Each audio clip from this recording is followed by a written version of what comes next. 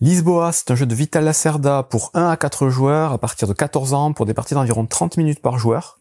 Alors pour les premières parties, comptez quand même un peu plus de 30 minutes par joueur, je pense. Même beaucoup plus.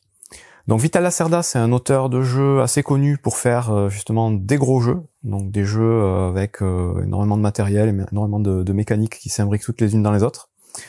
Donc celui-là, Lisboa, ça va se passer à Lisbonne, du coup, comme son nom l'indique, et le 1er novembre 1755, il y a eu Lisbonne a été détruite en fait par un tremblement de terre de force 8,5-9 à peu près, qui a donc ravagé une partie de la ville. Ensuite, s'en est suivi un tsunami et ça a déclenché des incendies. Donc voilà, il y a eu 3 catastrophes cumulées ce même jour-là, qui a détruit donc une partie de la ville.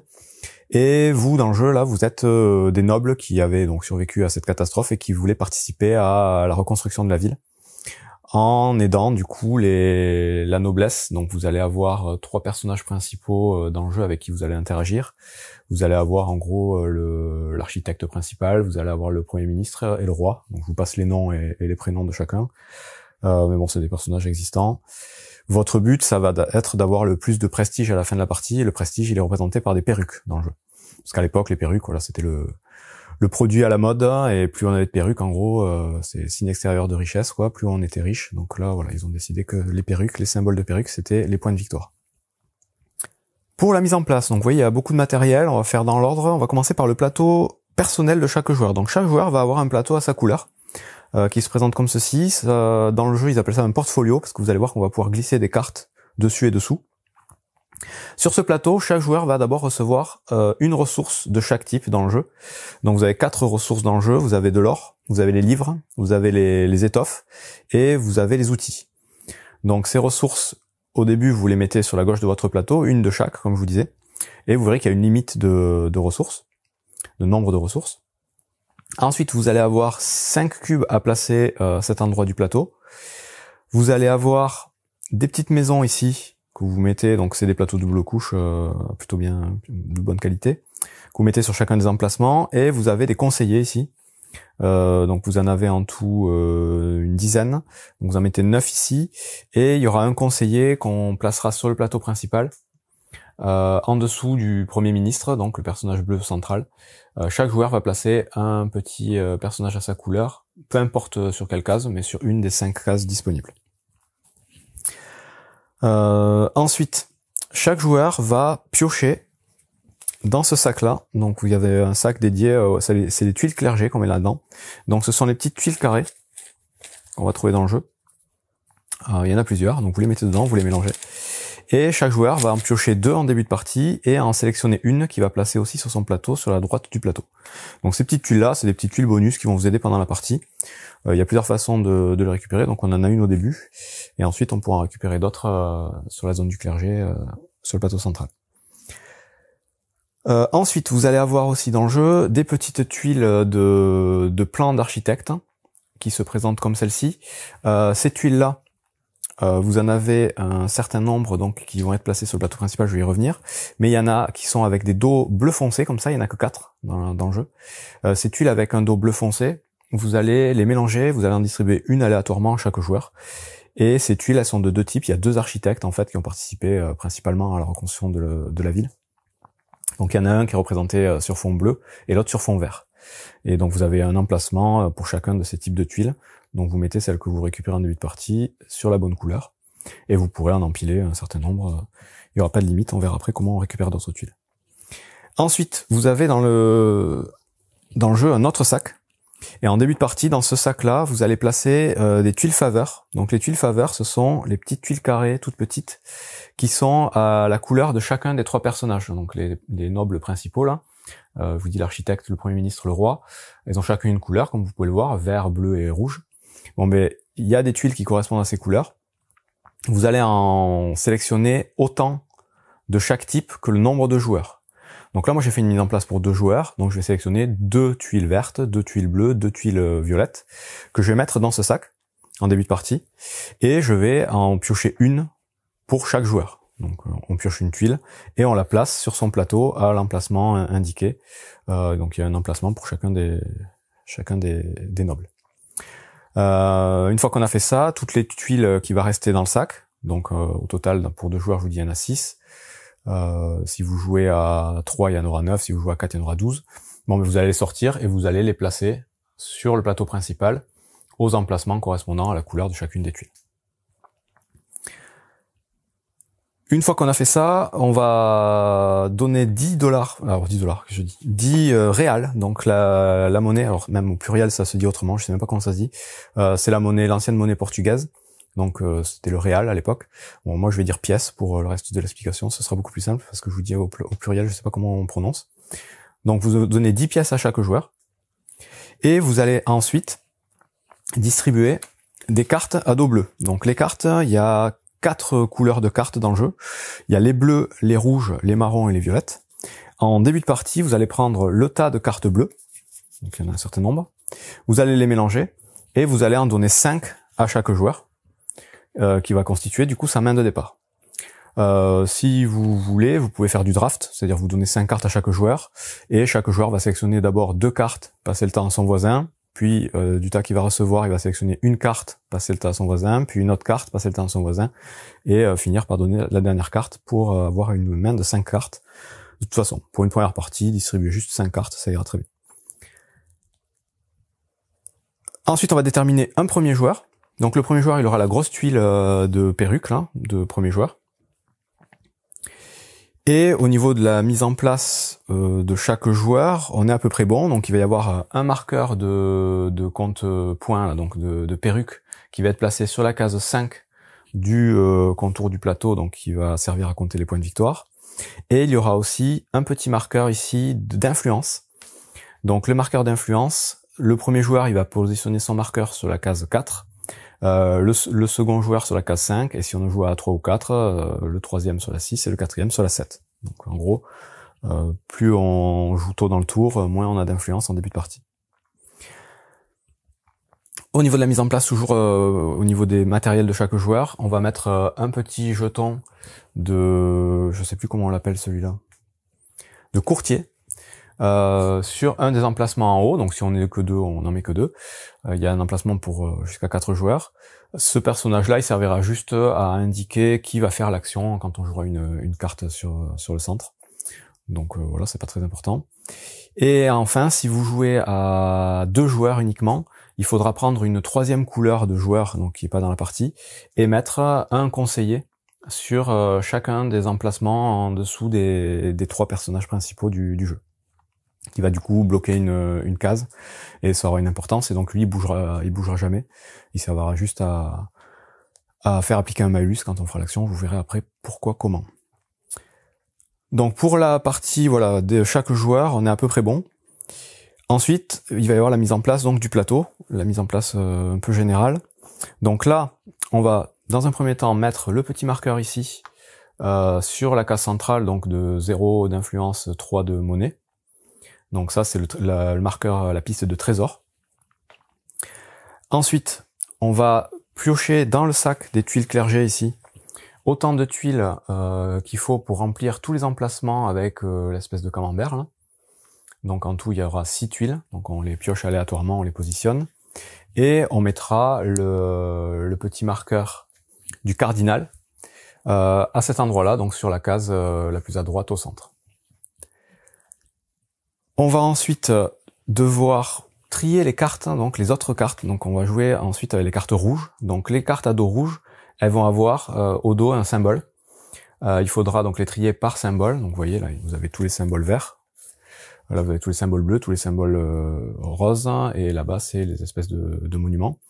Bon, vous les triez par symbole, vous mélangez chaque tas et vous les placez aux emplacements correspondants. Donc vous voyez, symbole vert, bleu, bleu, et ainsi de suite.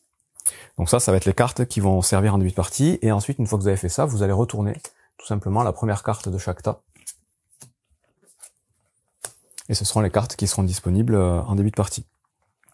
Les cartes marron, vous allez aussi les trier de la même façon, les mélanger, et vous les mettez de côté, elles serviront plus tard dans la partie. Et les cartes violettes, vous les mélangez toutes et vous les laissez en tas aussi, elles serviront plus tard dans la partie. Chacun de ces tas de couleurs va correspondre aussi des cartes bateaux. Donc les cartes bateaux, dans la boîte, vous en avez par défaut 3 par couleur. À chaque fois, elles seront identiques, donc les 3 bleus sont les mêmes, les 3 rouges, les 3 violettes sont les mêmes et les 3 marrons sont les mêmes aussi. Là, si vous jouez à 4 joueurs, vous utiliserez les 3 cartes de chaque couleur. Si vous jouez à 4 joueurs, pardon, vous utiliserez les 3 cartes. Si vous jouez à 3 joueurs, vous utiliserez que 2 cartes. Et si vous jouez à 2 joueurs, vous utiliserez qu'une carte de chaque. Et en début de partie, il faudra mettre le bateau bleu par-dessus le bateau rouge à cet endroit-là. Donc ce seront les cartes bateaux qui seront disponibles pour le début de la partie. Les bateaux marron et violets rentreront en jeu plus tard, de la même façon que les cartes marron et violettes. Donc on a fini de mettre en place toute la partie gauche du plateau, donc qui correspond aux actions et aux nobles. Maintenant on va s'occuper de la partie droite. Donc la partie droite c'est la ville en fait. C'est là qu'on a le plan de la ville et qu'on va construire du coup les bâtiments, reconstruire les bâtiments, déblayer les débris. Et c'est là qu'on aura aussi le petit indicateur d'argent que va nous rapporter les différentes ressources si on doit les vendre ou si on veut en acheter. Donc là, on va reprendre le petit sac bleu qui est fourni dans le jeu, et dans ce sac bleu, on va mettre tous les petits cubes de couleur bleu, rouge et marron, et ces cubes ils vont correspondre en fait aux 3 catastrophes qui se sont produites dans la ville, à savoir donc le tsunami, cube bleu, le tremblement de terre, cube marron, et l'incendie, cube rouge. Donc ça va simuler en fait les débris de la ville liés à ces 3 catastrophes. Donc on mélange tous les cubes là-dedans, et on va en piocher pour les placer aléatoirement aux emplacements comme j'ai fait ici. Donc il y a 3 emplacements en dessous de chaque grosse ligne, 2 emplacements en dessous de la petite, et ensuite il y aura 2 emplacements sur chaque petit espace ici qui seront les bâtiments civils qui vont rentrer en jeu plus tard dans la partie. Donc là voilà, on tire au sort des petits cubes, on les place, on les positionne comme ceci. Ensuite on en prendra 6 de plus qu'on mettra à côté ici. Et tous les autres cubes qui vont rester, on les remet dans le sac, on les remet dans la boîte, on s'en servira pas. Comme je vous disais, là j'ai fait une mise en place pour 2 joueurs, et du coup à 2 joueurs, il y a cette tuile là qui vient recouvrir la ligne E. Donc vous voyez, les lignes sont numérotées, A, B, C, D, E. À 2 joueurs, on ne jouera pas à la ligne E, donc on va recouvrir ici. Et on simule qu'il y a déjà des bâtiments qui ont été construits sur les 5 emplacements qui sont au centre. Si jamais on joue à 3 ou 4 joueurs, cette ligne on la laisse dispo, et donc on va remplir aussi les 2 cubes ici, les 3 cubes ici, et les 2 cubes ici. Et d'ailleurs je viens de m'apercevoir que j'ai oublié de mettre 3 cubes ici, sur la droite des... Voilà, c'est corrigé, magie du montage. Donc il y aura en gros 3 cubes par ligne de rue, horizontale et verticale, et ensuite il y a 2 cubes sur chaque emplacement de bâtiment civil. En plus de ça, on va mélanger donc les 4 tuiles ici et les placer aléatoirement. Donc ce sont des tuiles qui seront des multiplicateurs de points de victoire quand on va construire dans la ville. Je vous expliquerai après comment. Donc on les mélange, on les place ici, et là il y a une tuile qui est déjà préimprimée avec un 4. On va donc placer les petits jetons en dessous ici de valeur de chacune des ressources, donc les outils, les tissus, les livres et l'or, donc aux emplacements qui sont préimprimés sur le plateau. Donc ça commence toujours avec l'or à 6, tissu livre à 5 et les outils à 4.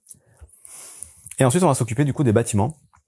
Donc les bâtiments, vous avez des tuiles bâtiments qui sont toutes identiques, recto verso, c'est la même chose en fait, c'est juste des tuiles qui vont servir à construire du coup dans les emplacements ici plus tard. Donc là vous allez mettre tout simplement une tuile sur chacun, une grosse tuile sur chacune des 4 couleurs, et une petite tuile en plus sur la couleur bleue. Et ensuite vous mettrez en tas les autres tuiles, elles serviront à remplir quand on s'en servira. Et à côté de ça, vous allez avoir donc les bâtiments civils, plutôt les bâtiments publics, ça s'appelle dans le jeu. Donc les bâtiments publics, vous allez avoir des tuiles comme celle-ci. Vous allez toutes les mélanger dans un même sens. Donc en fait, sur recto verso, il y a une face bleue et une face verte de l'autre côté pour chacune des tuiles. Donc vous allez toutes les mélanger avec les mêmes faces dans le même sens. Et ensuite, vous scindrez le tas en deux. Vous mettrez un tas avec la face bleue, un tas avec la face verte, et vous prendrez la première tuile de chaque tas pour la mettre à disposition ici. Donc ce seront les tuiles qui seront constructibles au début de la partie, et on voit tout de suite les tuiles suivantes qui pourront être construites plus tard. Enfin, vous avez d'autres tuiles de permis. Donc vous vous souvenez, on en a pris une en début de partie qui avait un dos spécial bleu foncé. Toutes les autres, elles ont un dos clair comme ça. Bon, mais ces tuiles-là, vous les trierez aussi par couleur. Vous avez les vertes, vous avez les bleues. et vous les rangerez par nombre d'officiels, donc c'est les petits personnages qu'on a placés là-bas et qu'on a sur son petit plateau personnel, du plus petit nombre en haut au plus grand nombre en bas, donc vous avez des tuiles de 2, ensuite des tuiles de 3, de 4 et de 5. 4 et 5. Donc ça, voilà, vous les empilez ici. Et dernière chose du coup qu'on va faire, on va faire donc une réserve d'argent. Donc l'argent, vous ferez attention, vous avez des pièces de 1, des pièces de 5 et de 10. Et les pièces de 5 et de 10, c'est juste voilà la taille qui change, c'est un peu subtil, donc quand vous ferez la monnaie, vous ferez un peu attention. Une réserve avec les autres ressources du jeu. Et vous avez ici un petit plateau avec des cartes. Ici, ce sont des cartes décrets. Donc ces cartes-là, il y en a tout un tas aussi. Vous allez les mélanger. Et vous allez piocher les 8 premières cartes du tas, les mettre à disposition ici. En gros, ce sont des points de victoire de fin de partie, des cartes que vous allez pouvoir acquérir pour essayer de gagner des points de victoire en fonction de ce qui est marqué dessus. Pareil, à 2 joueurs, si à chaque fois vous piocherez une carte où il y a un petit symbole avec 2 petits personnages rouges ici, bon ben vous les sortirez du jeu, elles seront pas utilisées pour 2 joueurs ces cartes-là. Donc vous les laissez dans le tas, mais bon, quand vous devrez en piocher, vous penserez à les écarter pour en piocher d'autres. Donc c'est bon pour la mise en place. Bon, il y a pas mal de choses, c'est un peu riche, mais vous allez voir, c'est pas si compliqué que ça, moins que ce que je pensais au début, je vous avoue. Vous avez quand même, pour continuer à vous faire peur, une petite tête de jeu. Donc là c'est pas une petite carte ou une petite tuile comme dans certains jeux, là c'est un livret d'aide de jeu. Donc vous avez plusieurs pages où en gros vous allez trouver toutes les références de toutes les cartes, toutes les tuiles, un petit résumé du tour de jeu et un résumé de toutes les actions possibles. Donc ça, vous avez un livret par joueur. Vous pouvez donner à chaque joueur pour aller consulter éventuellement s'il en a besoin pendant la partie. Donc là, on est prêt à commencer la partie. Je vous explique comment ça va marcher. Une partie de Lisboa va se jouer en 2 grands âges, donc 2 manches. Ça va correspondre en tout à 22 ans, d'après les explications du livret de règles. Ces 2 manches, donc, il va y avoir 2 façons de les terminer à chaque fois, qui sont les mêmes.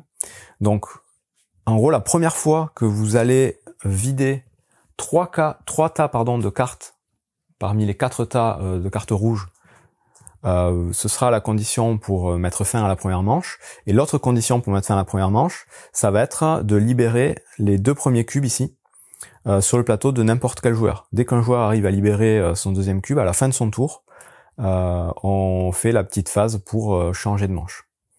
Donc soit un joueur prend la dernière carte du 3e tas, vide un 3e tas, dans ce cas-là il finit son tour et on fait le changement de manche, soit un joueur pendant son tour a réussi à enlever son 2e cube ici, et dans ce cas-là aussi on fait la mise en place de la seconde manche. Une fois que la seconde manche est en place, on va continuer à jouer normalement, donc c'est juste, vous allez voir des changements de cartes, rien de très compliqué. Et si une nouvelle fois, du coup, on vide les nouvelles cartes qui seront ici, qui sont les cartes marron, on vide 3 tas, ou un joueur arrive à libérer son 4e cube ici, bon, mais dans ce cas-là, par contre, on finit le tour en cours pour que chaque joueur ait joué un même nombre de tours. Donc le jeton premier joueur, il bougera jamais, hein, ce sera toujours le joueur qu'il a eu au début de la partie. Donc ça, je donne juste une indication pour savoir combien de tours on a joué. Donc à la toute fin, donc pour la 2e phase, chacun joue un même nombre de tours, et ensuite chacun fait une dernière action, enfin un dernier tour de jeu, et ensuite on passera au décompte de fin. Donc ça voilà, c'est le découpage des phases de jeu. La première chose à faire à son tour, avant de jouer une action, ça va être de mettre vos bateaux à quai. Donc vous verrez que pendant la partie, vous allez pouvoir récupérer des cartes bateaux que vous mettrez en haut de votre portfolio, et ces bateaux vont pouvoir stocker des ressources. Si jamais au début de votre tour vous avez un bateau avec des ressources sur leur face avec la caisse, bon, mais au tout début de votre tour vous allez défausser cette ressource tout simplement pour vider votre bateau. Donc ça voilà, c'est le premier truc à faire, j'y reviendrai pendant les explications, mais avant de faire une action, on vide les caisses de son bateau. Une fois que vous avez fait ça, vous allez pouvoir faire vos actions. Donc à son tour, le joueur va avoir une main de 5 cartes, pardon. Et les cartes qu'il va avoir en main, elles peuvent être de 2 types. Il y a les cartes qui correspondent aux différents portraits des nobles ici, donc on appellera les cartes nobles, tout simplement. Et il y a les cartes, les autres cartes en fait, qui vont avoir un petit symbole au centre qui va être différent. Ça, ce sont les cartes trésors. Donc ces deux cartes, ces deux types de cartes, à chaque fois que c'est à nous de jouer, on va devoir en choisir une, l'une ou l'autre, et la jouer, j'expliquerai après comment, pour pouvoir faire une des 5 actions principales possibles. Il y a 5 actions possibles en tout dans le jeu. Ces actions, elles sont résumées sur notre plateau personnel ici. Vous avez la première qui est très simple, c'est de défausser une carte, peu importe laquelle, que ce soit une carte noble ou une carte trésor. Vous la défaussez, vous la sortez du jeu pour récupérer une ressource d'or. Vous prenez un jeton or de la réserve, vous le mettez dans votre entrepôt si vous pouvez le stocker. Je vais expliquer après les règles de stockage. Donc ça, c'est un peu l'action, on va dire l'action de la loose à faire si vraiment vous pouvez pas faire autre chose. C'est celle qui est indiquée ici. Défausser une carte, gagner un or. Les 4 autres actions possibles dans le jeu, donc elles sont inscrites en dessous, elles vont dépendre de l'endroit où vous allez jouer votre carte. Donc, première action, vous défaussez une carte, vous la jouez nulle part, vous gagnez un or. Deuxième action possible, vous jouez une carte sur votre portfolio, dans votre portfolio. Donc ça veut dire jouer une carte soit en haut, soit en bas de votre plateau. Et là, je vous le dis tout de suite, si vous voulez jouer une carte en haut, ce sera toujours les cartes nobles. Donc les cartes nobles elles vont venir en haut. Et en bas, ce sera toujours les cartes trésors. Les cartes avec autre chose qu'un portrait de personnage. Bon, mais là, à chaque fois que vous jouerez une carte en haut ou en bas, vous aurez le choix entre ces deux actions. Ces deux actions, c'est soit vendre des biens, donc vendre des ressources, soit commercer avec les nobles. La petite poignée de main, là, c'est aller faire des actions avec les nobles. Donc voilà, ça, c'est les deux premières actions. Pour pouvoir choisir laquelle vous voulez faire, il vous faut jouer une carte, dessus ou dessous, donc un noble ou un trésor, sur votre plateau, et vous choisirez une de ces deux actions. Les deux autres actions possibles, ça va être aussi en jouant des cartes, mais cette fois-ci en les jouant sur le plateau principal, sur l'emplacement qui est au-dessus du Premier ministre, là-bas. Si vous jouez là-haut une carte noble, vous allez faire l'action correspondant à ce noble, donc ça correspond à rendre visite à un noble, donc vous allez faire l'action du noble que vous êtes en train de jouer. Et si vous jouez une carte trésor, vous allez, comment ils appellent ça, parrainer un événement, et là vous allez tout simplement faire l'action qui est indiquée au centre de la carte trésor. Donc voilà les 5 actions principales. On défausse, on gagne de l'or. On va pouvoir vendre des biens ou négocier avec les nobles si on joue une carte sur notre portfolio. Ou alors on va pouvoir aller faire l'action d'un noble si on joue une carte noble sur le plateau, ou parrainer un événement si on joue une carte trésor sur le plateau. Évidemment, ce sont les actions principales, et chaque action principale va avoir des sous-actions que je vais expliquer tout de suite. Donc je vais commencer par expliquer les actions de quand on joue des cartes dans son portfolio. Mais avant ça, il faut que j'explique le petit concept des limites de ressources ici, sur la gauche du plateau. Donc vous allez avoir un emplacement ici, vous allez pouvoir stocker les cubes de débris que vous allez récupérer. Par défaut, vous n'avez pas de cube de débris pour l'instant, on vous dit qu'ici, vous avez une limite de 2. Cette limite de 2, elle va s'appliquer au nombre de cartes que vous allez pouvoir jouer dans votre portfolio. Donc là, tant que vous serez comme ça, vous ne pourrez pas avoir plus de 2 cartes dans votre portfolio, qu'elles soient en haut ou en bas, ou les deux. C'est limité à 2 cartes. Si jamais vous avez déjà 2 cartes et que vous voulez en jouer absolument une autre, il faudra tout simplement défausser une des 2 cartes que vous avez jouées pour jouer l'autre à la place. Ça, c'est faisable, pas de souci. L'autre limitation, donc ce 2-là, il concerne aussi les ressources que vous stockez dans votre entrepôt. Par défaut, au début de partie, vous avez une ressource de chaque. Eh bien, vous êtes limité au maximum à 2 ressources de chaque, pour l'instant. Vous pourrez encore gagner un or, un livre, du tissu, des outils, mais une seule fois de chaque type. Cette limite, donc de 2 cartes et 2 ressources de chaque type, vous allez pouvoir l'augmenter en libérant ces petits cubes. Et ces petits cubes, tout simplement, ils vont se libérer à chaque fois que vous récupérerez des débris de chaque type. Vous avez ici l'emplacement des débris bleus sur la première ligne, les débris rouges sur la deuxième ligne, les débris marrons sur la troisième ligne. Donc quand vous aurez un trio de débris différents, vous allez tout de suite libérer un cube ici, et vous voyez que vous avez un +1 ici, ça augmente votre limite de 1, que ce soit pour les cartes ou pour les ressources. Le cube que vous libérez ici, vous allez tout de suite le placer sur le Premier ministre, donc le personnage central bleu, et il va servir, quand vous ferez l'action de décret, donc pour récupérer des cartes de points de victoire de fin de partie, là, des cartes de décret, si vous avez un cube ici, vous pourrez le dépenser pour récupérer une seconde carte lors de la même action, tout simplement. Vous pourrez le faire qu'une fois par action, même si vous avez plusieurs cubes. Parenthèse.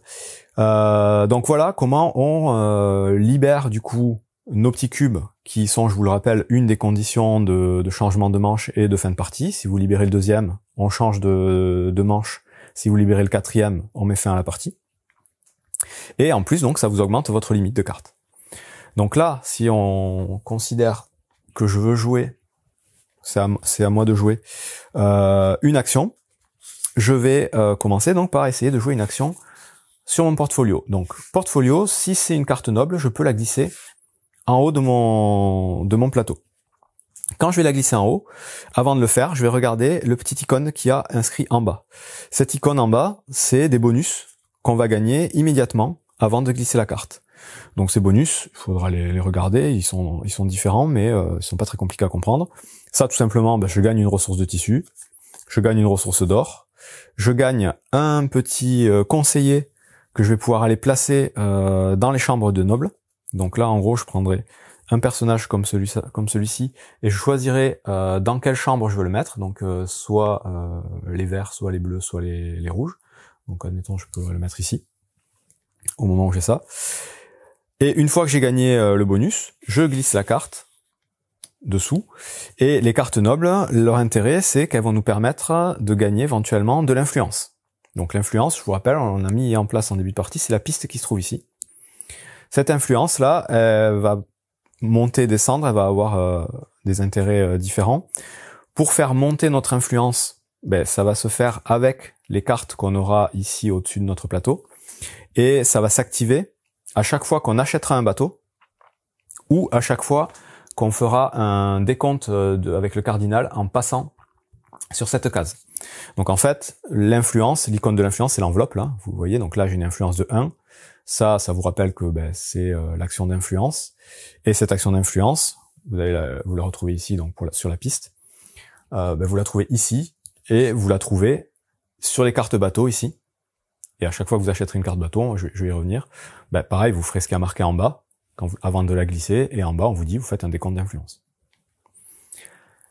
Donc voilà comment marchent les nobles. Vous prenez la carte, vous regardez le bonus, vous gagnez le bonus, vous glissez la carte et potentiellement vous aurez des points d'influence quand un décompte sera déclenché. Les cartes trésors maintenant, même principe, vous allez regarder le bonus cette fois-ci qui est marqué en haut puisque c'est ce que vous allez cacher. Là pour le coup ce sera toujours le même, sur toutes les cartes trésors il y aura le même bonus et ce bonus il est très simple, il va vous permettre de gagner autant d'argent que là où est placé le marqueur de la piste trésor. Donc là, en début de partie, vous voyez, c'est le même symbole ici, symbole de pièces, là, plus, ça veut dire gagner. Je gagnerai 3 pièces, et tout de suite après avoir fait ça, je vais diminuer le marqueur d'une case. J'ai pris dans le trésor du pays, donc il y en a moins. Une fois que j'ai fait ça, je glisse la carte, et les cartes trésors, elles vont nous donner un bonus permanent qui correspond à l'icône qui est inscrit sur le bas de la carte. Donc là, pareil, il y en a des différents. Donc je vous dis, tous les symboles, tous les bonus de toutes les cartes, de toutes les tuiles sont résumés dans l'aide de jeu. Donc je vais pas tous les passer en revue, clairement. Il suffira de regarder le numéro de la carte ou le numéro de la tuile, toujours des numéros dessus, et de trouver ce que ça fait. Celle-là, pour l'exemple, on vous dit que ça vaut une pièce. En fait, vous avez une pièce en permanence de disponible. Je vois que vous devrez dépenser des pièces. Vous compterez cette pièce dans le total de ce que vous devez dépenser. Donc voilà comment on joue les cartes sur notre portfolio, les nobles ou les trésors, c'est toujours le même principe. Et donc comme je vous disais tout à l'heure, dès que vous avez joué une carte, que ce soit un noble ou un trésor, vous allez choisir une des deux actions possibles, qui sont l'action de vendre des biens ou l'action de commercer avec les nobles. Donc si vous voulez vendre des biens, il va vous falloir des bateaux. Donc les bateaux, j'explique après comment on les récupère, mais plus tard dans la partie, vous aurez potentiellement un bateau. Le bateau, il va prendre un emplacement de carte. Vous avez maximum 3 emplacements disponibles en haut, 3 emplacements disponibles en bas. Vous ne pourrez pas avoir plus de cartes. Et toujours faire attention à sa limite de cartes aussi, indiquée ici, que j'ai expliqué tout à l'heure. Donc les bateaux, pour pouvoir faire l'action de vendre des biens, il faut que au moins un joueur ait un bateau, parce que vous allez voir, vous allez pouvoir aussi utiliser les bateaux des autres joueurs. Les bateaux, ils ont quoi comme information importante dessus? Ils ont aussi des points d'influence qui vont servir du coup à gagner de l'influence quand il y aura un décompte, comme les nobles. Ils ont un nombre de ressources qu'ils vont pouvoir stocker à bord, et ils ont éventuellement un petit bonus de pièces. Donc le premier bateau, le bateau bleu n'en a pas. Vous voyez que le bateau rouge, il en a un, il a +1. Et vous verrez rapidement que le violet a +2, le marron a +3. Et de la même façon, le bateau bleu stocke une ressource, le bateau rouge 2 ressources, le violet 3, le marron 4. Donc là, j'ai un emplacement pour stocker une ressource. Tant que c'est vide, ben, je peux du coup utiliser, s'il y a un bateau avec des emplacements de disponibles où que ce soit autour de la table, je vais pouvoir faire cette action de vendre des biens. Donc pour ça, je vais choisir une ressource, celle que j'ai dans mon entrepôt, et je vais venir la placer sur un emplacement de disponible en dessous du bateau. Donc là, j'en mets une ici, du coup il n'y a qu'un emplacement disponible, donc le bateau est déjà plein. Quand le bateau est plein, je vais retourner cette tuile pour dire que le bateau part livrer sa marchandise on ne sait où. Et ce sera que quand le tour de ce joueur reviendra, qu'il pourra vider la marchandise. C'est ce qu'on fait au tout début de son tour, comme j'ai expliqué tout à l'heure. Et au moment du coup où je donne ma marchandise sur le bateau, je vais gagner tout de suite autant d'argent que la valeur de cette marchandise. Donc là, cette marchandise, pour le coup les livres, ça vaut 5, je vais gagner 5 pièces, tout simplement. Si le bateau du coup est plein, je retourne, et vous voyez que derrière, chaque caisse, donc chaque marchandise, a un symbole de perruque. Ça veut dire que le joueur propriétaire du bateau, donc là c'est pas celui qui a mis la marchandise dedans, c'est le propriétaire du bateau, ça peut être le même joueur, mais ça peut être un autre joueur. Je vous dis, ma marchandise, je peux très bien aller la mettre sur le bateau de notre joueur. Dans ce cas-là, c'est moi qui gagne les pièces, mais si le bateau est plein, c'est cet autre joueur qui gagnera du coup le point de victoire associé. Donc là, on avancerait de 1 sur les points de victoire du joueur rouge, parce que le bateau est plein et qu'il va vendre sa marchandise. Quand on vend des marchandises, on peut vendre n'importe quel nombre de ressources, tant qu'il y a de la place sur les bateaux. Si un joueur a un bateau avec 4 emplacements, bah je peux envoyer mes 4 ressources et je gagne autant de points que les ressources, le type de ressources que j'ai envoyé. On peut faire un mélange de plusieurs ressources, les mêmes ressources, peu importe. Donc voilà pour la première action, vendre des biens. Assez simple. La deuxième action possible quand on va poser une carte dans notre portfolio, donc que ce soit un noble ou un trésor, ça va être d'aller interagir avec les nobles, faire du commerce avec les nobles. Quand on choisit de commercer avec les nobles, on va avoir le choix entre 6 actions possibles. Ce sont les actions qui sont dans les rubans ici. Il y a 2 actions par ruban, et on peut choisir de faire 1 ou 2 actions en payant à chaque fois des ressources, des biens. Donc vous voyez que si je veux faire une de ces 2 actions, il faudra que je paye soit un or, soit des outils. Une de ces actions, c'est soit un livre, soit de l'or. Et ici, c'est soit du tissu, soit de l'or. Donc en gros, c'est de l'or à chaque fois. L'or, c'est un peu la ressource joker. Et à chaque fois, une ressource au choix, du coup, différente. Donc là, si je veux faire, par exemple, une de ces 2 actions, je vais payer, donc, un outil, admettons, je vais faire cette action. Quand je fais cette action, je prends ma ressource et je la paye directement dessus. Parce que pour ma deuxième action, si je veux en faire une deuxième, il faudra nécessairement qu'elle soit différente. Donc c'est pour ça, là, cet emplacement, il est bloqué, je peux pas revenir faire cette action. Par contre, pour ma deuxième action, si je veux, je peux venir payer un autre outil ou un or sur l'action du dessous du même parchemin, il n'y a pas de souci. Je peux aussi faire l'action d'un autre parchemin. On choisit vraiment où est-ce qu'on veut faire l'action. Donc voilà comment ça marche. On doit à chaque fois payer une ressource en fonction du personnage sur qui on veut faire l'action. Donc ces actions, elles sont assez simples. La première ici, elle va vous permettre tout simplement de prendre 2 conseillers de votre plateau personnel et de venir les placer dans 2 chambres différentes. Il faut que ce soit sur 2 couleurs différentes. On peut pas mettre les 2 au même endroit. Donc vous verrez après à quoi ça sert, évidemment. Donc voilà, tout simple, vous prenez le personnage, vous les placez dans 2 couleurs différentes. La deuxième action, elle va vous permettre d'aller récupérer un nouveau plan. Donc les plans, je vous rappelle, ils sont sur toute la droite du plateau. Ce sont donc les tuiles, soit vertes, soit bleues, avec un nombre de conseillers inscrits dessus, donc 2, 3, 4 ou 5. Donc là, quand vous faites cette action, ben, vous choisissez une des 2 tuiles, vous la prenez et vous la mettez sur votre plateau principal, votre plateau personnel, sur la couleur correspondante, donc vous pouvez les empiler. Ça ne veut pas dire que celle du dessous est plus dispo, hein. Quand vous les utiliserez, vous pourrez choisir laquelle vous voulez utiliser. Donc ça, c'est récupérer un plan. Cette action ici, c'est l'action qui va permettre de construire les bateaux. Donc j'y reviens sur ces bateaux, et je vous explique maintenant comment ça marche. Les bateaux, il y en a toujours que un de disponible au même moment, à l'instant T. Donc au début de la partie, c'est le bateau bleu. Bon, ben le premier joueur qui va venir faire cette action, il va pouvoir acheter le bateau bleu. Si vous achetez un bateau qui a qu'un emplacement de stockage possible, ça va vous coûter une ressource, n'importe laquelle. Si vous achetez un bateau qui a 2 emplacements, ça va vous coûter 2 ressources différentes, 3 emplacements, 3 ressources différentes, 4 emplacements, 4 ressources différentes. Une fois que vous avez payé les bonnes ressources, vous prenez la carte bateau et vous regardez les 2 icônes qui est en bas, donc ce seront toujours les mêmes. Le premier vous dit que vous allez remonter la valeur du trésor sur la piste de trésor, donc d'une case. Et le deuxième vous dit que vous allez déclencher un décompte d'influence, tout de suite après avoir gagné la carte. Donc déclencher un décompte d'influence, c'est tout simple, ça vous permet de gagner le nombre de points d'influence inscrits sur toutes vos cartes qui sont placées sur la partie haute de votre plateau, donc les cartes nobles et les cartes bateaux. Donc là, je regagnerai par exemple 4 points d'influence, donc j'avancerai mon marqueur ici de 4 cases. Je reviens après sur l'intérêt de la piste influence. Donc ça, c'est l'action donc de construire un bateau. L'action suivante, c'est la production de biens, produire des biens. Cette action-là, elle va être liée aux bâtiments que vous avez réussi à construire dans la ville ici, au centre. Ces bâtiments-là, ce sont les bâtiments qui sont présents sur le côté, donc l'action de construction, on la verra plus tard. Mais admettons, vous avez déjà construit des bâtiments. Quand vous construisez un bâtiment, en fait, il faut le prendre dans la couleur correspondante à la rue dans laquelle vous voulez le construire. Et vous voyez que chaque bâtiment a une petite encoche. Et donc l'encoche doit être orientée vers la rue correspondante à la couleur.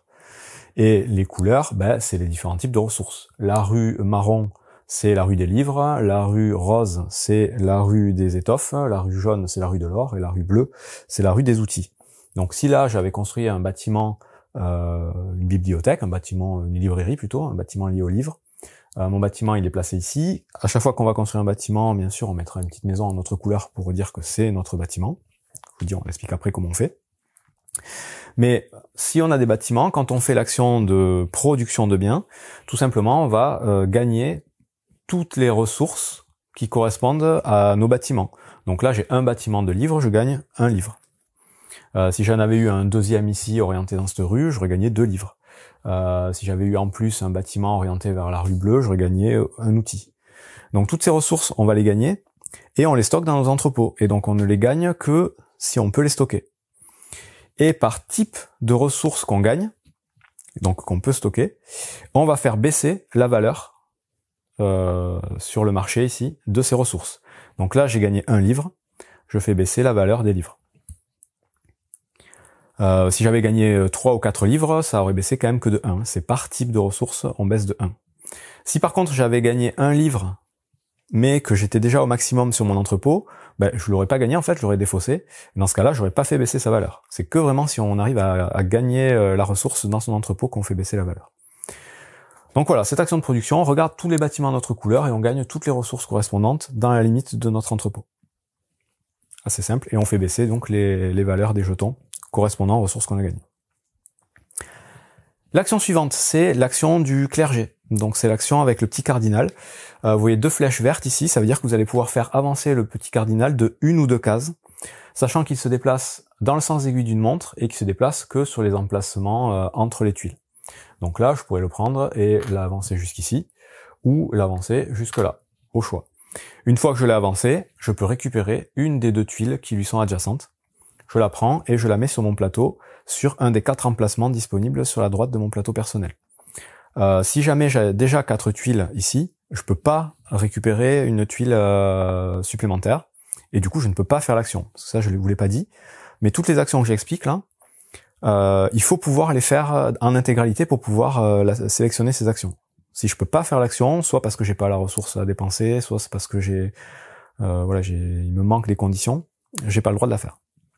Donc il faut être capable de faire l'action. Donc là, l'action cardinale, si j'ai déjà 4 tuiles ici, j'ai pas le droit de la faire parce que j'ai pas l'emplacement suffisant. Après les tuiles, vous allez voir, on va pouvoir les nettoyer. Donc voilà, on avance, on gagne une tuile. Il peut se passer 2 autres choses quand on va faire avancer le cardinal. Si jamais il arrive ou il dépasse cette case-là, Bon, vous voyez cette case avec la petite flèche vers le haut, c'est le même icône que le marché au trésor. Ici, ça veut dire que tout simplement on fait augmenter le trésor de une case. Chaque fois qu'il va passer sur cette case, le trésor augmentera de une case.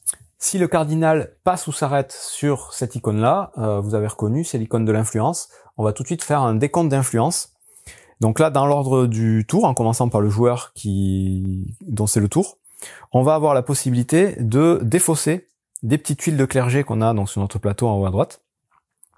On peut en défausser autant qu'on veut, on peut en défausser aucune. Si on en défausse aucune, ben on fera pas le décompte d'influence. Si on en défausse au moins une, ben la tuile défaussée, on va la retourner et on va gagner autant de points de perruque qu'il y a inscrit dessus. Donc là, ça ferait 4 points. Et on défausse la tuile. Si on défausse plusieurs tuiles, ben on fait le total des perruques qui sont inscrites au dos. Et ensuite, on fait le décompte d'influence exactement de la même façon que quand on achète un bateau, c'est-à-dire qu'on va regarder les points d'influence qu'on a sur nos cartes en haut de notre portfolio et on va avancer d'autant de cases sur la piste d'influence. Tout simplement. Donc ça, chaque joueur va avoir le choix de le faire. Est-ce qu'il dépense des tuiles pour faire le décompte ou pas? Et une fois que tout le monde l'a fait, on remet le petit cardinal debout et on passe à autre chose. Et on a fini du coup l'action du clergé. La dernière action ici, l'action de la couronne, c'est la plus simple de toutes. Elle consiste à prendre tout simplement une faveur royale, donc une petite tuile de couleur, de la couleur qu'on veut et qu'on ne possède pas déjà.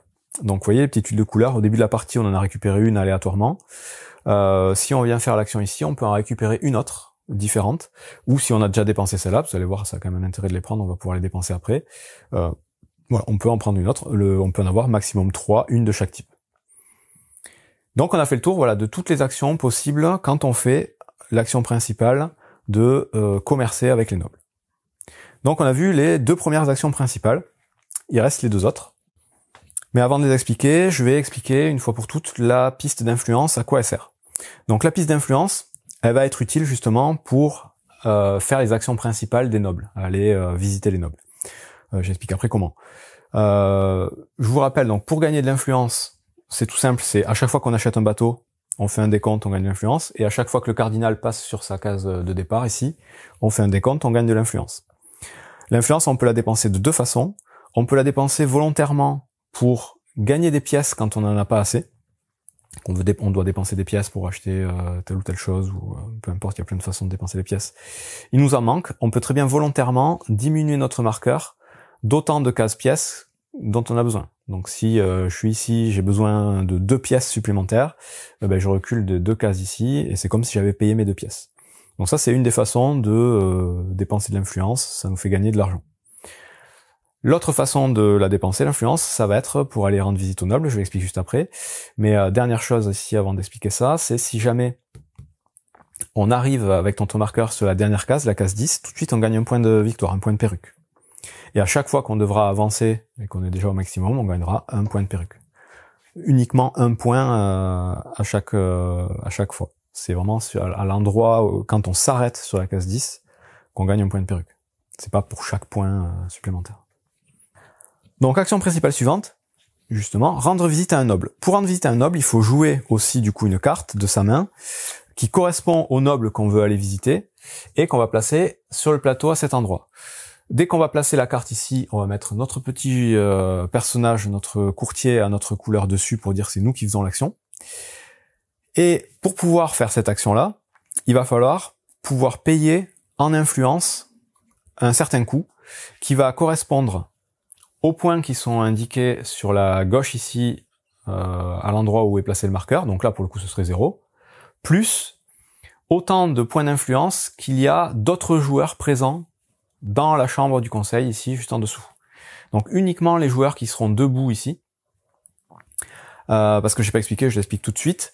Si jamais à un moment donné, toutes les cases sont pleines et que vous devez envoyer un de vos conseils dans une chambre ici, ben vous allez pouvoir enlever un des personnages qui est majoritaire pour le mettre ici là dans la plaza, ils appellent ça la plaza. Donc il fait plus partie de la chambre, il se promène à côté. Ça, ce sera faisable uniquement voilà si jamais il y a plus de place et que vous voulez envoyer des personnages.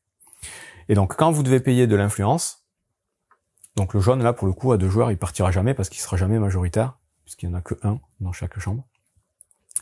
Quand vous devez du coup faire l'action rendre visite à un noble, ben, vous le regardez, moi je suis joueur rouge, il y a 2 autres joueurs, donc ça va me coûter 2 d'influence. Je vais baisser ici de 2 d'influence pour pouvoir réaliser l'action correspondant à ce noble. Une fois que j'ai payé l'influence, je vais pouvoir faire en premier gratuitement des 2 actions du ruban correspondant au noble que je veux faire. Donc gratuitement, c'est-à-dire sans dépenser la petite ressource qui est demandée normalement quand on fait le commerce avec les nobles. Donc ça c'est facultatif. Et en plus, je serai obligé du coup, parce que c'était mon choix de faire ça, de faire l'action principale de ce noble. Et donc ça c'est valable pour chacun des nobles. À chaque fois on regardera qui est présent pour payer l'influence. Donc là s'il y a un -1, admettons, on en était là, ici j'aurais dû payer 2, ben j'aurais payé 2 -1, j'aurais payé que 1 point d'influence. Si par contre on est ici, c'est +1 et plus le nombre de personnages. Et à chaque fois, je vous dis, j'ai le choix de faire une des 2 actions ici, sans payer le coût, et l'action principale. Si au moment de payer l'influence, j'en ai pas assez, donc je suis à 0, je veux quand même absolument aller visiter le noble et il me manque de l'influence à payer, je peux payer la différence en perruque. Et que si vraiment j'ai plus d'influence. Je peux pas décider de payer des perruques à la place de l'influence. Je vide mon influence et s'il m'en manque encore, je peux payer en perruque. Donc ces 3 actions, du coup, il me reste à les expliquer. Vous allez voir, elles sont c'est les actions les plus grosses du jeu, on va dire, celles qui ont plusieurs étapes. La première ici, c'est l'action de construction de magasin. Donc cette action-là va nous permettre de faire ce que j'ai fait tout à l'heure vite fait pour vous expliquer comment on produit des biens, c'est de construire les magasins, donc les bâtiments ici, sur le plateau central. Donc pour faire ça, il y a plusieurs étapes à suivre. La première, c'est évidemment, on choisit le type de bâtiment qu'on veut construire. Donc admettons, c'est la première fois qu'on fait l'action. J'ai ma petite maison qui reste ici. Je vais choisir de construire un bâtiment rose, donc pour les tissus. Je prends la tuile correspondant sur le plateau et je vais choisir à quel endroit je vais la positionner en ayant l'encoche qui pointe vers la ligne rose du coup des tissus. Donc je peux la mettre soit ici, en gros j'ai plusieurs emplacements possibles, j'en ai 8 pour le coup à 2 joueurs. Quand j'ai fait ça, quand j'ai choisi mon emplacement, je vais gagner le petit bonus que je vais recouvrir. Donc les bonus, on les a déjà tous plus ou moins vus, ils sont pas très compliqués. Là c'est gagner directement des points d'influence. Là c'est gagner un cube de débris. Là c'est envoyer 2 conseillers, enfin bon, il y a plusieurs bonus. Ensuite, je vais pouvoir poser ma tuile et récupérer un cube de débris, soit dans la colonne, soit dans la ligne du bâtiment que je pose, s'il en reste. Donc là, j'ai le choix entre C3 et C3. Je prends le cube de débris, je le mets sur mon plateau, sur la ligne correspondante. Donc c'est un des moyens de récupérer les débris. Ensuite, je dois payer le coût du terrain. Donc le coût du terrain, il est tout le temps égal à la valeur du trésor. Donc là, ça ferait 3 pièces, plus la valeur de tous les cubes débris qu'il y a sur la ligne et la colonne de là où je veux construire. Donc là, il y a 2 cubes, 3 cubes bleus, un cube rouge, un cube marron. Ça veut dire que chaque cube bleu vaut 1 pièce, ça fait 3 pièces, 2 pièces pour le cube rouge, 3 pièces pour le cube marron. Donc au total, construire ce bâtiment, ça me coûte 3 et 3, 6 et 2, 8, plus 3, 11. Ça me coûterait 11 pièces de construire ce bâtiment à cet endroit. Une fois que j'ai payé mes 11 pièces, je vais par contre pouvoir gagner éventuellement des points de victoire, des points de perruque, en fonction des bâtiments administratifs, là, civiques, que je vais avoir sur la même ligne ou la même colonne que mon bâtiment. Donc, admettons, ce bâtiment-là avait été construit précédemment. Je vais multiplier le nombre de points de perruque qu'il y a sur ma colonne, pardon, par le nombre d'icônes correspondant à la couleur de mon bâtiment. Donc là, moi, c'est un bâtiment rose. Ici, j'ai bien un bâtiment rose. Donc ça veut dire que j'ai 5 x 1, 6 perruques pour ce bâtiment. Si plus tard, ou plutôt au même moment, il y avait eu aussi ce bâtiment-là, ben ça aurait fait 5. Là, il est sur la rue rose, x 1, x 2. Ça aurait fait 5 x 2, 10. J'aurais gagné 10 perruques. Donc c'est un moyen, voilà, de gagner un certain nombre de points de victoire en ayant construit ce bâtiment, sachant que si, admettons, hop, ces bâtiments-là sont pas encore construits, au moment où ils vont être construits, ils feront aussi marquer les points de victoire en fonction des bâtiments déjà existants. Et évidemment, à chaque fois que je construis un bâtiment, je vais prendre une petite maison à ma couleur et la placer sur le bâtiment en correspondant pour dire que c'est bien mon bâtiment et c'est moi qui marquerai des points de perruque si jamais il y a des bâtiments qui sont construits sur la même ligne ou la même colonne. Les tuiles maison, quand je vais les placer, je vais pouvoir les prendre sur une des 3 colonnes disponibles sur mon plateau, en commençant par la colonne du bas. Et évidemment, chaque colonne va avoir des petits bonus qui vont se débloquer quand on les aura construites. Donc la première colonne, première maison, il n'y a pas de bonus particulier. Par contre, deuxième maison, ça nous débloque un bonus qui nous permet de dépenser des pièces à la place de l'influence à chaque fois qu'on rend visite à un noble. Donc ça peut être intéressant. Deuxième colonne, ça va nous permettre, quand on fera l'action des bateaux, l'action de construction de bateaux, de payer une ressource de moins pour acheter le bateau. Deuxième étape, il se passe rien. Troisième étape, quand on construit un bateau, c'est gratuit. On paye plus aucune ressource. Et dernière colonne, c'est pour la production de ressources. Si on débloque la première maison, on gagnera une ressource supplémentaire d'un des types qu'on a produit. Deuxième étape, il se passe rien. Et troisième étape, on gagnera une ressource supplémentaire de chacune des ressources que l'on produit. Toujours dans la limite de notre entrepôt. Donc voilà pour l'action la plus complexe, je pense, de construction de boutique. On choisit une tuile, une couleur de tuile, on la positionne dans la rue correspondante, on gagne le bonus qu'on recouvre, on doit payer le coût du terrain, donc le trésor, plus tous les cubes adjacents. Ensuite, on place une maison à notre couleur dessus, on débloque éventuellement un bonus correspondant, et on gagne des points de perruque, des points de victoire, en fonction des bâtiments civiques et de la petite tuile de points de victoire qui est sur la même avenue que notre bâtiment. La deuxième action de noble qu'on voit sur le plateau, donc pour le Premier ministre, la bleue, elle est très simple pour le coup, c'est celle qui va permettre de récupérer des cartes de décret. Donc par défaut, quand vous faites cette action, vous pouvez récupérer une seule carte de décret, et comme je vous ai expliqué tout à l'heure, à chaque fois que vous allez débloquer un petit cube ici de votre limite de stockage, il sera placé sur ce personnage. Mais quand vous ferez son action de décret, vous pourrez dépenser, virer du jeu définitivement un de ces cubes pour prendre une deuxième carte de décret.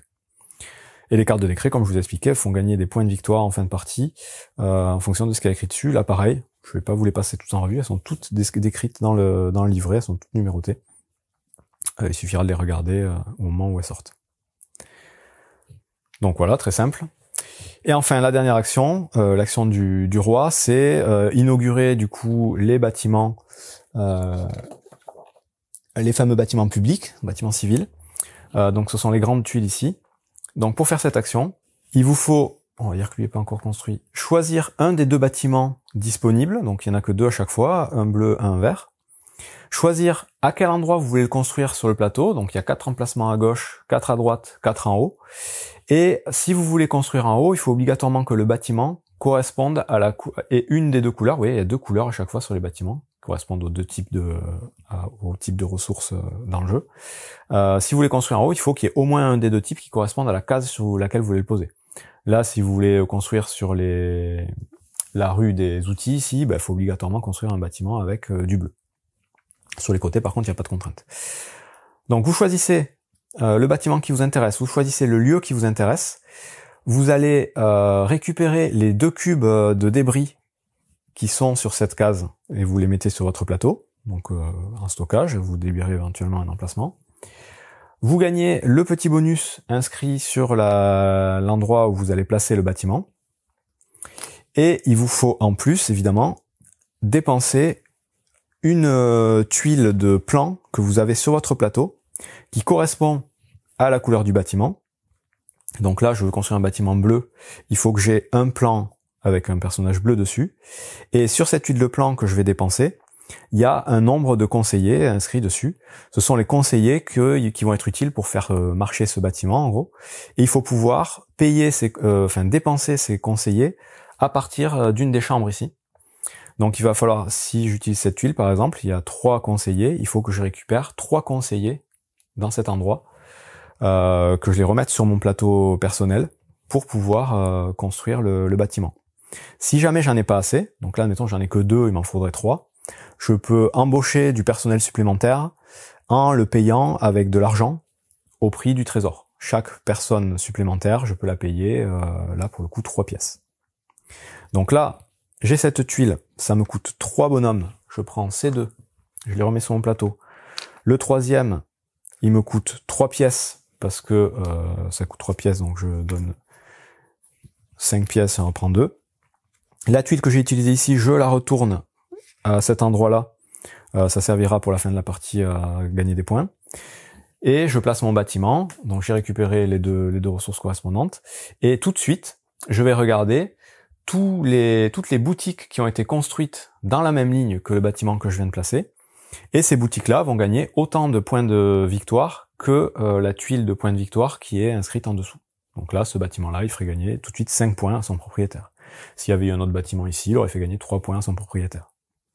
De la même façon, si j'avais construit le bâtiment en haut, il aurait fait gagner des points à tous les bâtiments qui sont de part et d'autre de la rue, en fonction des points de victoire qui est inscrit en bas. Voilà, on a fait le tour des 3 actions principales de quand on va rendre visite à un noble. Reste à expliquer que, à partir du moment où un joueur va rendre visite à un noble, les autres joueurs, dans le sens aiguille d'une montre, vont avoir la possibilité de suivre cette action. Et c'est à ça que vont servir les fameuses petites tuiles d'influence, donc les tuiles de couleur. Donc si un joueur fait l'action verte, donc il fait son action, il peut faire, donc je vous dis, une des 2 actions ici, de façon facultative sans payer le coup, puis l'action principale.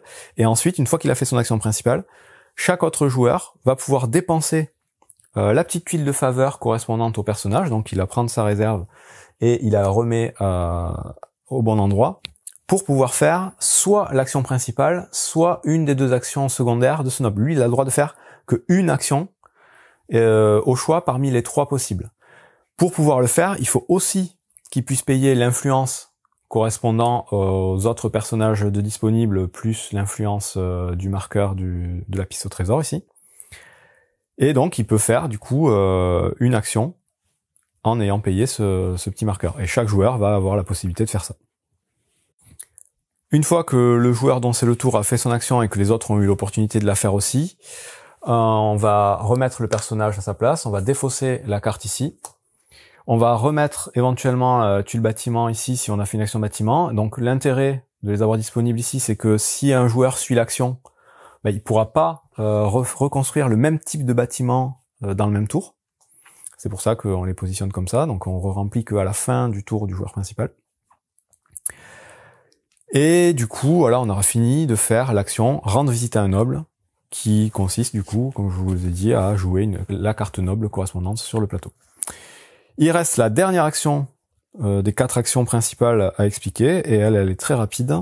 Elle consiste tout simplement à jouer une carte trésor sur le plateau, à payer le coût en fonction de la piste de trésor ici, donc en pièces. Donc là, pour pouvoir jouer cette carte, ça me coûte 3 pièces, donc je paye 3 pièces.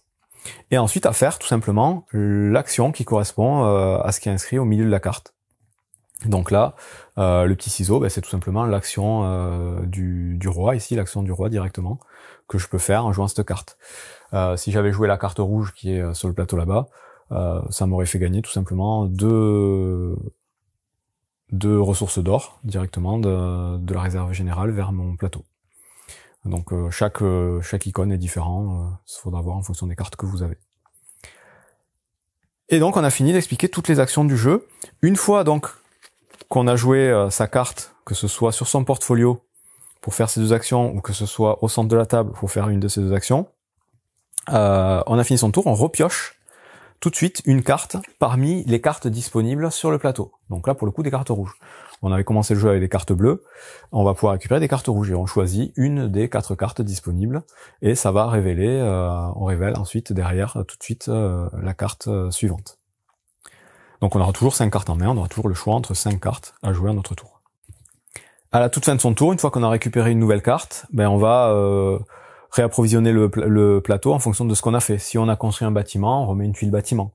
Si on a fait des actions ici en mettant des ressources, on défausse les ressources pour libérer la place. Si on a pris des tuiles clergées, on remet des tuiles clergées en les piochant dans le sac. Quoi d'autre? Si la carte qu'on a piochée ici, évidemment, on en révèle une nouvelle. Et je crois que c'est à peu près tout. Et aussi, oui, les cartes décrets. Si on a pioché des cartes décrets, on en remet des nouvelles pour qu'il y en ait toujours 8. Quand on arrivera du coup à la fin d'une période, donc si on a vidé 3 tas parmi les 4, ou si un joueur a libéré son deuxième cube, on va passer donc à la période suivante. Et là, il y a un petit nettoyage à faire qui est très simple. La première chose qui va se passer, c'est qu'on va regarder combien de cubes on a libéré donc sur chacun des plateaux des joueurs, et par colonne libérée, ça fera marquer 3 points de perruque pour le joueur. Donc en gros, on va marquer 0, 3 ou 6 points en fonction de si on a libéré 0, 1 ou 2 cubes. Ensuite, une fois qu'on a fait ça, en commençant par le joueur du coup qui a déclenché la fin de partie, chaque joueur va pouvoir défausser des cartes de sa main. Donc normalement, on a toujours 5 cartes en main. Et parmi les cartes qu'il va défausser, s'il défausse des nobles, il pourra gagner une récompense correspondant à chaque type de noble qu'il va dépenser. Donc par exemple, je défausse 2 nobles bleus, je vais pouvoir choisir une des 2 récompenses. Je défausse un noble vert, je vais gagner aussi sa récompense. En gros, j'ai le droit à une récompense par couleur de noble, de cartes que je vais défausser. Une fois que j'ai défaussé mes cartes, je vais pouvoir repiocher, mais cette fois-ci on va repiocher parmi les cartes violettes. Donc chacun va repiocher pour refaire sa main à 5 cartes, mais en piochant cette fois dans le tas violet. Et toutes les cartes violettes qui vont rester, on les défausse. Ensuite on va éliminer toutes les cartes rouges qui va rester et on va les remplacer par les cartes marron. Et de la même façon, on va enlever tous les bateaux qui restent. Donc s'il reste les 2, on enlève les 2. S'il reste que le rouge, on enlève le rouge. S'il n'y en a plus, on fait rien. Et on remplace par les bateaux marron et violet en mettant le violet au-dessus du marron. Donc à 2 joueurs, je vous rappelle, on met que 1 bateau de chaque. À 3 joueurs, c'est 2 bateaux de chaque. Et à 4 joueurs, c'est 3 bateaux de chaque. Et donc on va continuer à jouer en passant donc au joueur suivant, après celui qui a déclenché le changement de manche. Donc cette fois on piochera dans les cartes marron au lieu de piocher dans les cartes rouges qui sont sorties à la fin de chacun de ses tours. Et on continue comme ça jusqu'à ce que, comme je vous ai dit, quelqu'un ait dépensé ces 4 cubes ici, ou qu'on ait à nouveau vidé 3 tas de cartes marron. Dans ce cas-là, on finit le tour en cours pour que tout le monde ait joué le même nombre de tours, donc en tenant compte de qui a le jeton premier joueur. Et chaque joueur refait un dernier tour. Et ensuite, on passe au décompte de fin de partie. Pour le décompte de fin de partie, on va suivre les icônes qui est inscrit en bas du plateau ici. C'est tout ce qui va compter les points, donc c'est numéroté 1, 2, 3, 4. Donc la première chose, on va regarder les bateaux qu'on a encore présents devant nous. Donc les bateaux, je vous dis au maximum, on peut en avoir 3. Et on va marquer autant de points de perruque que le total de leur cargaison possible additionné. Donc lui, il a 1 de possible, donc ça ferait 1 point de perruque. Si j'avais eu ces 2 bateaux, ça aurait fait 3 points de perruque. Et ça, on le fait pour chaque joueur. Ensuite, on va regarder à nouveau les séries de 3 cubes débris que chaque joueur a. Pour chaque série complète, on va marquer 3 points de perruque supplémentaires. Donc là, voilà, potentiellement, on peut marquer, si on a réussi à débloquer les 5, on peut marquer 15 points. Ensuite, on va regarder la majorité des bâtiments que les joueurs ont construits. Donc, par type de bâtiment, on va marquer plus ou moins 2 points. C'est-à-dire que celui qui aura construit le plus de bâtiments en or gagnera 3 points. C'est inscrit sur la couleur là-bas. Le second, 2 points. Le troisième, 1 point. Le quatrième, 0. Ensuite, c'est 9, 6 et 3 pour les tissus. 9, 6 et 3 aussi pour les livres, et 6, 4 et 2 pour les outils. Si on joue à 2 joueurs, le premier gagne la première récompense, le second gagne la 3e récompense. Toujours en point de perruque. En cas d'égalité sur le nombre de magasins d'un même type, on additionne les points de ceux qui sont à égalité, on divise par 2, on arrondit à l'inférieur pour attribuer les points de perruque. Donc ça c'était pour les magasins. Ensuite, on va dépenser virtuellement toutes les pièces de notre piste d'influence. Donc on bouge pas le marqueur, mais on regarde combien de pièces on pourrait avoir. Et on l'additionne à notre total de pièces qui nous reste. On divise par 5, et ça nous donne encore des points de perruque qu'on va pouvoir ajouter à notre total. Ensuite, en cinquième chose à regarder, ça va être toutes les cartes de décret qu'on aura récupérées, donc les cartes de points de victoire fin de partie. Donc on regarde combien de points ça va nous rapporter. Ça nous concerne que à nous à chaque fois, en fonction des cartes qu'on a récupérées. Ces cartes-là, on peut en avoir autant qu'on veut, hein, j'ai pas dit, mais voilà, on peut récupérer un certain nombre. Ensuite, on va regarder toutes les tuiles de plan qu'on a utilisées, donc toutes celles qui sont face cachée sur notre plateau. Et celui parmi tous les joueurs qui aura le plus de personnages inscrits au total sur ces tuiles, au total, va gagner 15 points. Le second gagnera 10, le troisième gagnera 5. Et encore une fois, si on est 2 joueurs, ce sera 15 pour le premier et 5 pour le deuxième. Et enfin, dernière chose, on va gagner 2 points de perruque par tuile de de faveur royale qui nous reste sur notre plateau. Donc maximum 6 points. On fait le total de tout ça. Celui qui a le plus de points, évidemment, est déclaré vainqueur. En cas d'égalité, on va regarder celui qui a le plus de séries de débris. S'il y a encore égalité, ce sera celui qui aura le plus de magasins à sa couleur. S'il y a encore égalité, c'est celui qui aura le plus de tuiles de plan terminées. Et s'il y a encore égalité, c'est celui qui aura le plus d'argent. Et s'il y a encore égalité, c'est quand même bien malheureux, vous aurez gagné ensemble la partie.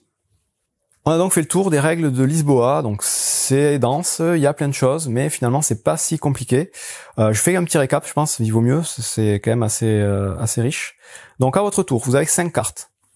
Première chose que vous faites, c'est vous déchargez votre bateau s'il y a des marchandises qui ont été expédiées, donc qui sont retournées. Vous les virez et vous libérez de la place pour éventuellement en charger d'autres. Ensuite, vous prenez une carte de votre main et vous décidez où vous voulez la jouer. Si vous la jouez sur votre portfolio, les nobles se jouent en haut, vous gagnez le bonus du bas et ça fera de l'influence. Les trésors se jouent en bas, vous gagnez le bonus du haut et ça donne un petit bonus pour le reste de la partie. Et à partir du moment où vous aurez joué une carte en haut ou en bas, vous pourrez soit vendre des biens. Donc vendre des biens, c'est prendre des tuiles et les placer sur les bateaux pour gagner autant d'argent que ce que va vous rapporter la tuile en fonction de là où elle est placée. Négocier avec les bateaux, si jamais on les remplit, on les retourne et ça donne des points de victoire à celui qui en est le propriétaire. L'action de négocier avec les nobles ici, vous avez 6 actions possibles, vous pourrez en faire 2 au choix, mais 2 différentes. Je ne rentre pas dans le détail. Donc là, c'est les 2 actions possibles quand vous jouez une carte sur votre plateau. Et ensuite, vous avez la possibilité de jouer une carte noble sur le plateau principal pour faire une action de gauche au choix sans payer le coup et l'action principale obligatoirement du noble correspondant. Ou alors vous pouvez jouer une carte trésor au centre, payer son coup en trésor ici pour pouvoir faire l'action qui a écrit dessus. Une fois que vous avez fait ça, vous repiochez une carte pour avoir 5 cartes en main, vous remplissez le plateau, et c'est au joueur suivant de faire une action en jouant une carte de sa main. Et donc on tourne comme ça, hop, dès qu'on arrive à la mi-parcours, on change les cartes, on refait sa main, on continue, dès qu'on arrive à la fin de la partie, on compte les points. Voilà, je vous laisse digérer tout ça. Lisboa, très bon jeu de gestion, très expert évidemment.